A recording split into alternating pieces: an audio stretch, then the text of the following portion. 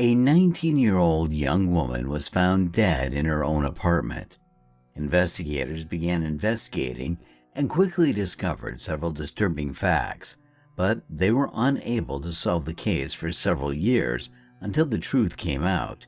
Everyone was shocked and outraged by the turn of events, as no one expected such an outcome.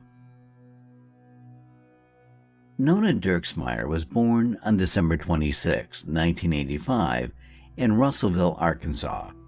She grew up in a very large family. She had 4 brothers and 1 sister. When Nona was 10 years old, her father passed away. This event was a tragedy for the entire family, but they were soon to face an even more terrible shock.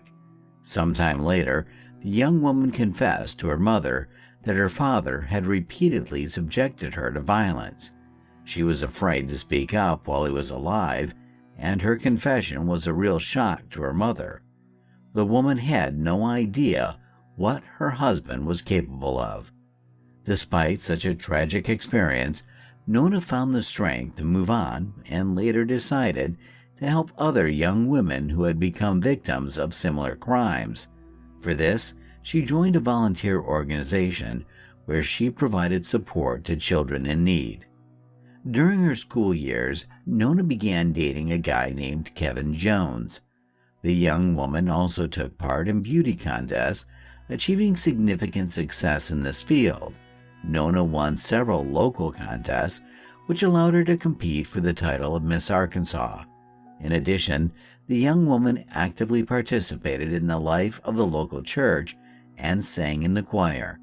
After high school, when Nona was 19, she and her boyfriend enrolled in Arkansas Tech University, located in their hometown. The young woman decided to rent her own apartment as she wanted to start an independent life. After completing her first year, her boyfriend decided to change his major and transferred to another university, which was an hour-and-a-half drive from their city. By that time, the couple had been dating for about 5 years, and it was their first time they had to live in different cities. On December 14, 2005, Kevin returned home for Christmas holidays. He stopped by Nona's apartment before heading to his parents' home, which was about 16 kilometers away from the city.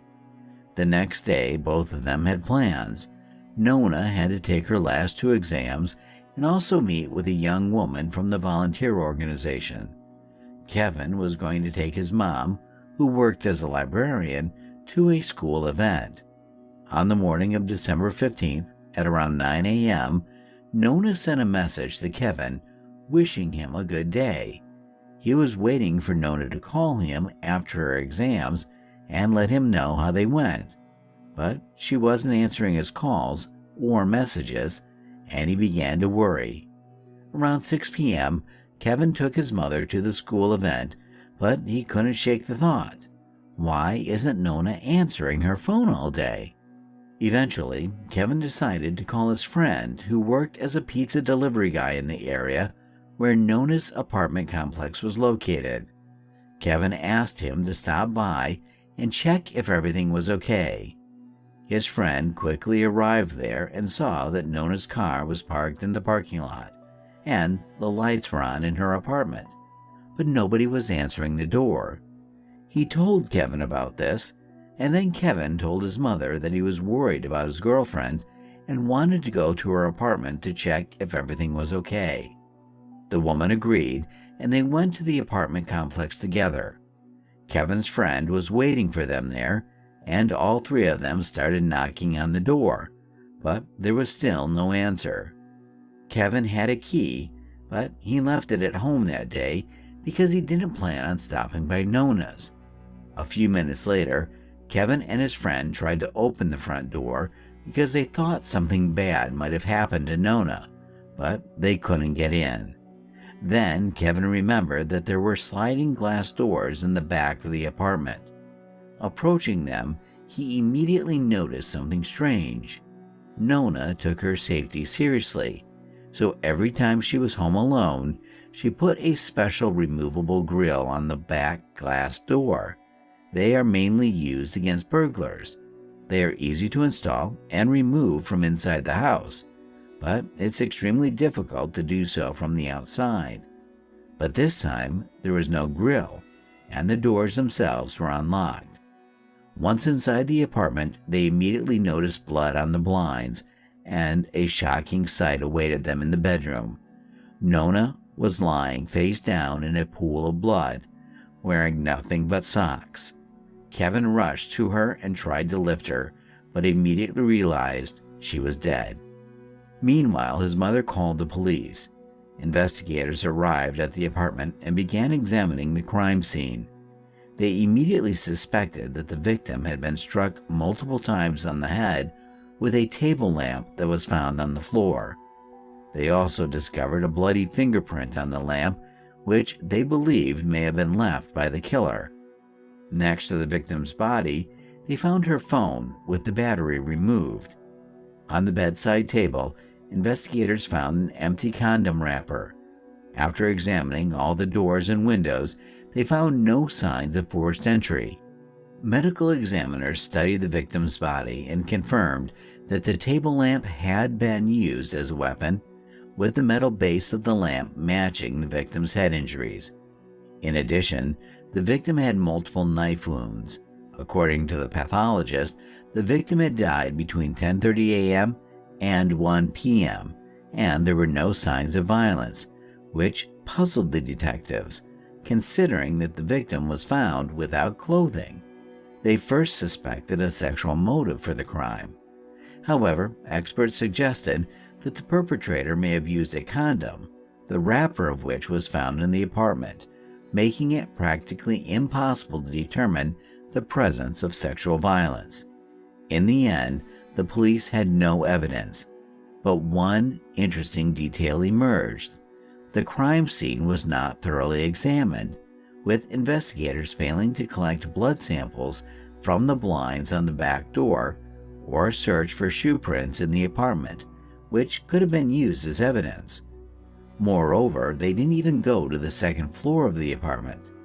These oversights were explained by the fact that the investigators found their suspect, the victim's boyfriend, almost immediately after arriving at the scene. The first thing that made them suspect Kevin's involvement in the murder was the fact that he had a large amount of the victim's blood on him. When he entered the apartment and ran to her, he tried to lift her up, and upon realizing that she was dead, he hugged and held her. The police found this behavior strange and suspected that Kevin had done it deliberately. By hugging the victim and getting covered in her blood, he may have destroyed potential evidence and compromised the crime scene.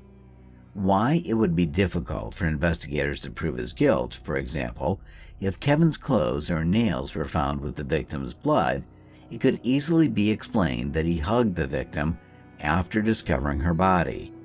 Another suspicious moment was that Kevin went to check on his girlfriend, not alone, but with his mother, and he also invited his friend to the apartment.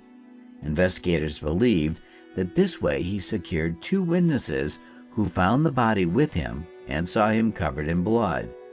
The police talked to Kevin for a long time right outside Nona's apartment, and from their questions, the young man realized that they considered him a suspect.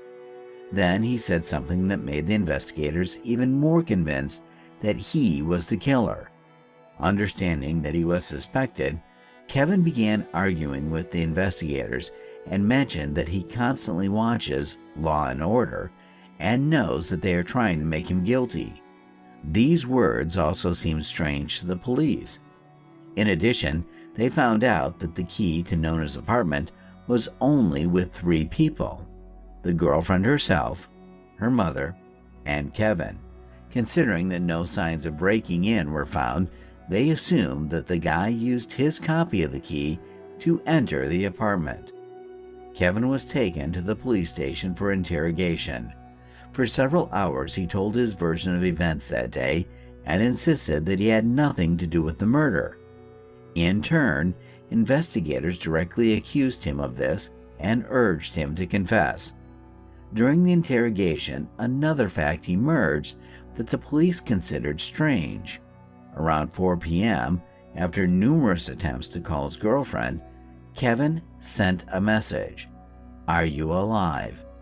Given at that time Nona was already dead, the investigators found this suspicious. While the guy did not demand a lawyer and tried to answer all questions, the investigators talked to him for several hours, constantly increasing pressure. Towards the end, they not only accused him of the murder directly, but also manipulated the facts. Detectives said several times that there was incontrovertible evidence against him, and the only way to lighten his fate was to confess to everything. After the police left the interrogation room and left him alone, Kevin stood up and started punching the back of the chair. For the investigators, this became another sign that the young man had a tendency to violence and could commit murder. However, in reality, the police had no evidence that could link Kevin to the murder. Medical experts found that Nona had tried to fend off her attacker, meaning that there should have been bruises and scratches on the killer's body, but none were found on Kevin. Despite this, the detectives continued to believe he was guilty and tried to find evidence. They interviewed over 50 people, hoping to find any witnesses, but it yielded no results. However, after talking with Nona's friends, the police learned something important. It turned out that shortly before her death, she had started seeing another guy secretly from Kevin. Investigators immediately checked this person, but he had a solid alibi for the time of the murder, and this fact added even more suspicion to Kevin because now he had a motive. The young man could have come to Nona's house without warning, seen an empty contraceptive package, and realized that she was cheating on him. In a fit of rage, he could have killed her and then fled the scene and planned a way to avoid responsibility. This version was consistent with the nature of the injuries inflicted on the victim. She was killed with particular cruelty, which in most similar cases indicates strong personal animosity of the killer towards the victim. A few days later, Kevin agreed to undergo a polygraph test. The operator concluded that the young man gave numerous false answers, and one of the investigators even claimed that this was the worst result on a polygraph in his 28-year career. However, there was one caveat here. The person who read the device's readings was not a certified specialist. He was just a police officer who had not undergone the necessary training to work with this device. But this did not bother the detectives. After the interrogation, they again put pressure on Kevin, trying to force a confession.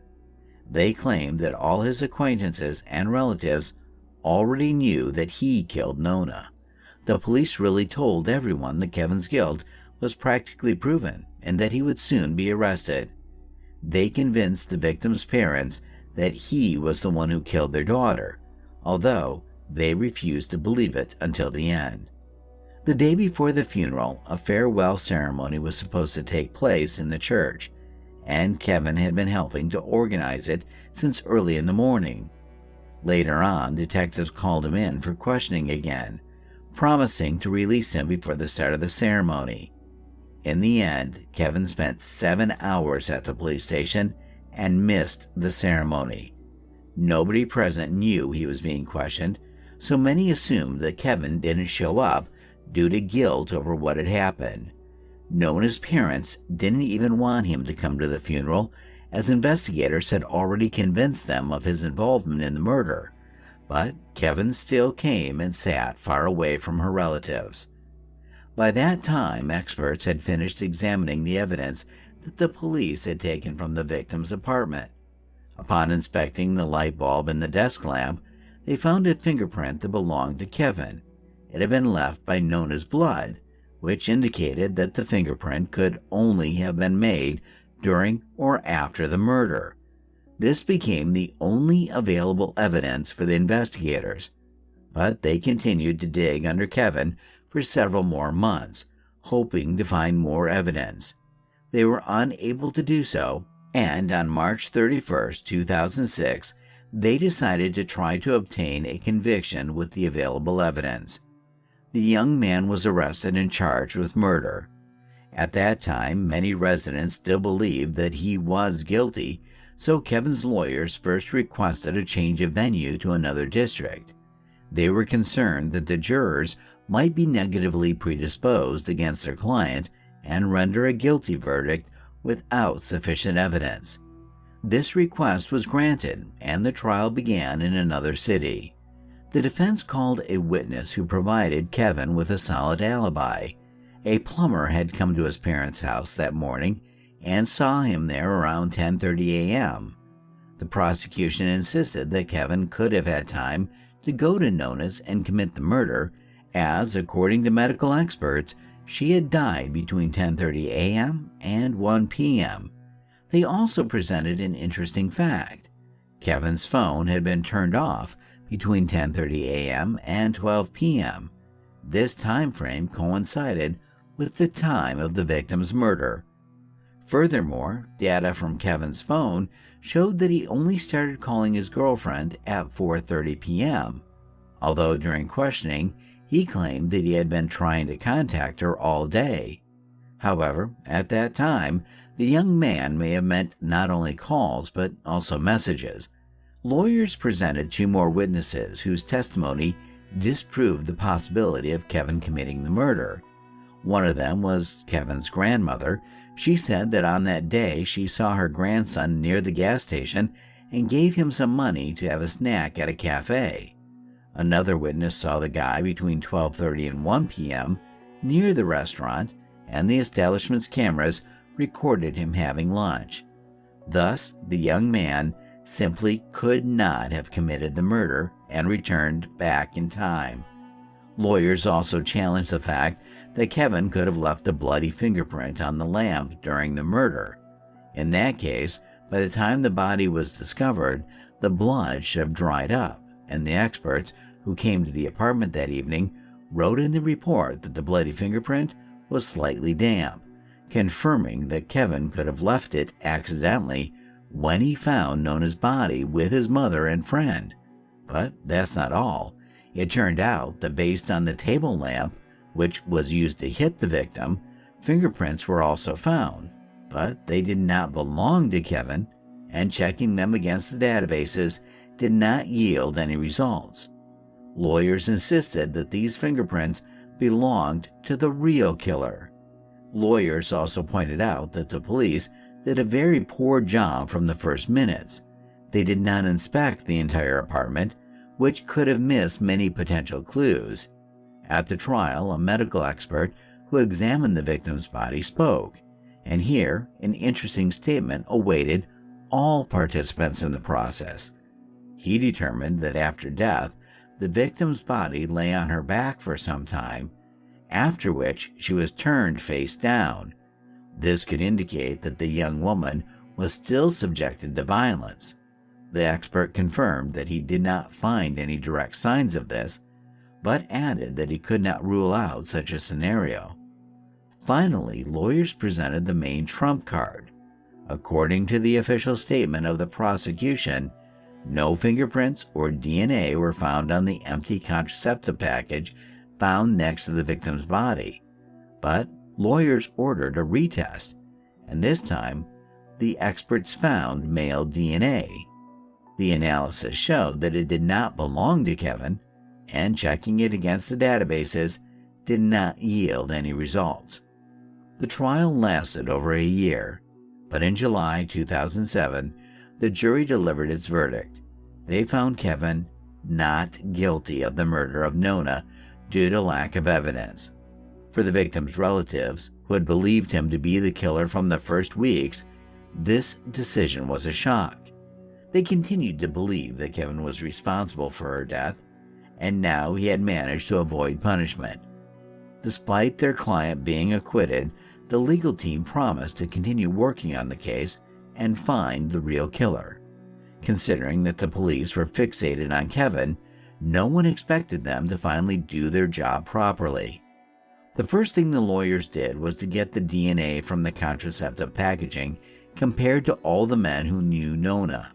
All these people voluntarily provided their samples, and none of them matched.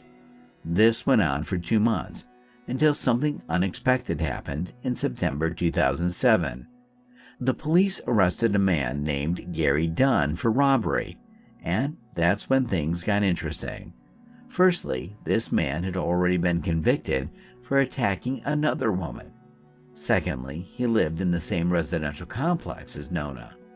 Thirdly, in the early stages of the investigation, the police considered him a suspect, but quickly switched their focus to Kevin as they believed he was the killer. Given all this, the boy's lawyers requested a DNA test, and there was a long-awaited breakthrough. The sample from the contraceptive packaging matched Gary's DNA. It turned out that after the young woman's murder, investigators even questioned him using a polygraph. Gary, who was 26 at the time, passed it completely, even though in that case, the interrogation was also conducted by a non-certified specialist. Moreover, none of them even checked this person's alibi. Then, Gary said that during the murder, he was shopping with his mother. After his DNA matched the sample from the victim's apartment, investigators finally bothered to check this information, and the alibi turned out to be false. Gary really went shopping with his mother, just not at the time of the murder, but 2 days before that, as confirmed by the receipts with the purchase dates, and Gary even showed them to the police, but they simply disregarded such important information. They saw the dates on the checks did not match the day of the murder. This was stated in their reports, but for some unknown reason, they either did not attach importance to this or somehow did not notice that the days did not match. In the end, experts compared his fingerprints with those found on Nona's table lamp, and they matched. However, a serious problem arose here. The fingerprints and DNA matched, but not 100%. The judicial system has certain norms according to which the necessary coincidence indicators are established for guilt recognition. In Gary's case, these indicators were insufficient. Although there were practically no chances that the DNA and fingerprints belonged to someone else, and here, with a high degree of probability, the investigators were guilty. Firstly, they did not study all the available evidence immediately after the murder, as the rules require. It is possible that the DNA samples deteriorated slightly while it was not properly studied a year after the murder. Secondly, the police could have missed many other clues because they simply did not search the entire apartment. As soon as the detectives received all this information, they arrested Gary and charged him with Nona's murder. Interestingly, at the time of her death, the man was on parole. In 2002, he attacked a woman who was running in the park, knocked her down, and started beating her, also telling her that he was going to kill her. The woman managed to escape and ran to her car. Meanwhile, Gary fled the scene but was quickly found. The man spent 19 months in prison, after which he was released early. Interestingly, his DNA sample was not entered into the database. The trial of Gary began in April 2010, and there were many interesting things waiting for everyone. His own wife testified against him, saying that he was an aggressive and dangerous man. Gary regularly raised his hand against her, and the woman seriously feared for her life, so she was afraid to leave him. But the most interesting thing was that a few weeks before the victim's death, she saw her husband spying on Nona through the window of her apartment. Based on this, the prosecution assumed that the man had premeditated the attack. Given his criminal history, Gary clearly had a tendency towards violence, and he may have been keeping a close eye on Nona since she lived just a few meters away from him. On December 15th, he decided to act. Apparently, he knocked on her apartment door and came inside under a false pretense, where he grabbed a table lamp and struck her several times before assaulting and killing her. Because Gary used contraception, medical experts could not definitively say whether the victim had been sexually assaulted, but all the evidence pointed to it. Gary's lawyers denied his involvement, but he had no real alibi, so they focused on trying to blame Kevin. According to the lawyers, Kevin found out that the young woman was cheating on him and killed her. Kevin even had to testify in court and listen as they tried to paint him as the true criminal.